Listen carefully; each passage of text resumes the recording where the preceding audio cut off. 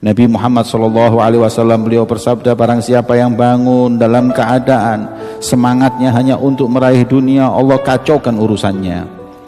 Allah porak-porandakan apa yang dia lakukan, dan Allah jadikan kemiskinan di antara kedua matanya. Dan kemudian tidak datang itu dunia jatahnya kecuali yang sudah Allah tentukan.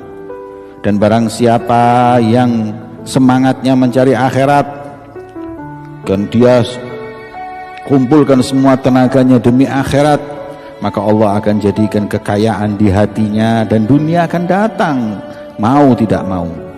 Dunia menipu kita, kita tertipu oleh dunia.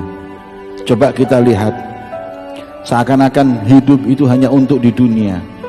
Mereka banting tulang hanya untuk dunia, mereka korbankan yang paling mahal dari waktunya hanya untuk meraih dunia, mengumpulkan dunia, sehingga akhirnya mereka nggak peduli lagi dengan yang haram dan apa akibat apa yang dia lakukan daripada hukuman Allah, pedihnya azab Allah di dunia dan akhirat. Ketahuilah, setelah kehidupan ini ada kematian, setelah kematian ada akhirat, di situ ada azab, ada hisab, ada disodorkannya amalan kita kepada Allah di waktu yang lama. Allah menampakkan dirinya ketika itu dengan penampakan ingin balas dendam kepada hamba yang maksiat kepada Allah. Kemudian orang-orang yang terzalimi diberi waktu untuk mengkisos kepada orang-orang yang berbuat zalim. Jangan kau tertipu dengan rahmatnya Allah, dengan kesabarannya Allah, hingga berkata, Allah nggak akan pernah menyiksaku, Allah nggak akan menghukumku atas dosaku, karena Allah itu maha rahmat, maha kasih sayang. Apa ini? Ini orang yang tertipu di dunia. Allah berfirman, ketika Allah bangkitkan mereka, manusia semua, kemudian Allah subhanahu wa ta'ala beberkan apa yang mereka lakukan, dan Allah hitung apa, nggak ada yang mereka bisa lupakan. Semua akan nampak dan lihat. Amalan kalian terhitung, gerakan kalian terhitung, diamnya kalian terhitung, menolehnya kalian terhitung, kalimat kalian terhitung. Malaikat menulis amal-amal kalian, malaikat kanan menulis kebaikan, malaikat kiri menulis keburukan. Sebagaimana Allah berfirman, sesungguhnya Allah subhanahu wa ta'ala menyimpan apa yang kalian lakukan di muka bumi ini. Kau akan datang wahai manusia di hari kiamat, dan kau dapati nanti buku-buku amalanmu penuh dengan perbuatan dosa. Kemudian kita bangkit hari kiamat, dan kita akan mendapati semua terbeber amal kepada kita. Baca kitab kalian, kafa binafsikal yawm 'alaika hasiba. Cukup saat ini kau menghitungnya. Aduh, inilah keadaanmu wahai orang yang suka maksiat, yang kurang beribadah kepada Allah. Kalau mereka malaikat memberikan kitabmu, tulisan amalmu, nggak ada sedikit pun kebaikan, yang ada semua dosa. Ya Allah, aku nggak melakukan ini. Mereka akan berkata, ya Allah, aku nggak melakukan dosa ini dan itu. Kau mau dusta kepada Tuhanmu? Kau mau bohong di hadapan Tuhanmu? Ketahuilah, semua anggota badanmu itu akan menjadi saksi nanti di hadapan Allah. Al-yawma nakhtimu ala afwahihim. Di saat ini Allah tutup lisan mereka, dan dibiarkan tangan-tangan mereka berkata, kaki-kaki mereka bersaksi dengan apa yang mereka lakukan. Dan mereka berkata, li juludihim lima syahidtum alaina qalu antaqanallah. Kemudian berkata kepada kulit mereka, kenapa kau menjadi saksi atas perbuatan burukku? Maka kulit tadi berkata, yang membuatku bicara saat ini adalah yang zat yang membicara, yang membuat semua zat bisa bicara, Allah subhanahu wa ta'ala.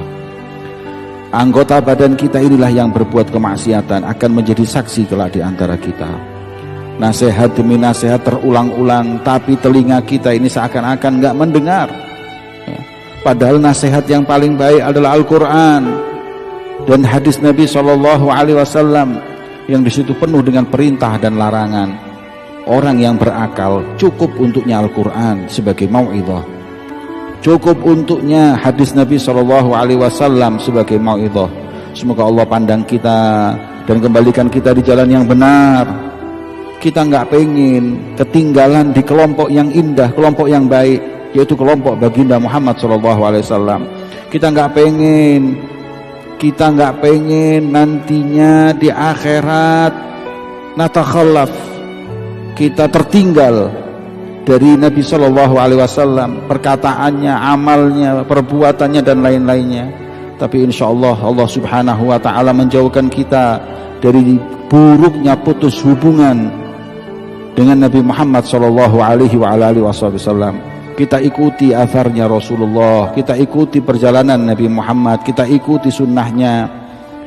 Jangan terus-terusan kalian maksiat kepada Allah, jangan terus-terusan kalian itu melanggar perintah Allah. Kalian akan tertinggal dari tentaranya Rasulullah.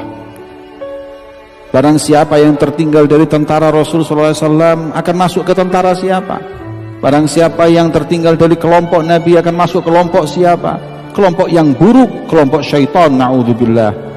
Mari ikutilah kelompok yang baik tersebut, yaitu kelompok Nabi Muhammad SAW. Jangan ada di antara kita yang putus hubungannya dengan Nabi Muhammad SAW. Itu semua yang membuat kita putus adalah kita maksiat kepada Allah. Sampai kapan? Sampai kapan wahai manusia engkau lalai dari Allah? Sampai kapan? Ini dunia akan sirna sebentar lagi. Kembalilah kau kepada Allah, taubatlah kepada Allah. Dahulukan bekal akhiratmu. Semoga Allah Subhanahu wa ta'ala memandangi kita dan kalian semua dengan pandangan khusus dari Allah Subhanahu wa ta'ala, dan semoga Allah dengan pandangan itu yang maksiat taubat kepada Allah, yang banyak dosa diampuni dosanya oleh Allah, yang jauh didekatkan oleh Allah, yang terputus disambung oleh Allah, yang bingung diberi petunjuk oleh Allah, yang bodoh diberi ilmu oleh Allah. Semoga Allah Subhanahu wa ta'ala percikkan nur ilmu dalam hati kita, khususnya di negeri kita ini. Amin ya rabbal alamin. Semoga Allah Subhanahu wa ta'ala menunjukkan kepada kita di waktu kita ini, di saat kita ini, apa-apa yang membuat bahagia baginda Muhammad SAW. Walhamdulillahirabbil alamin.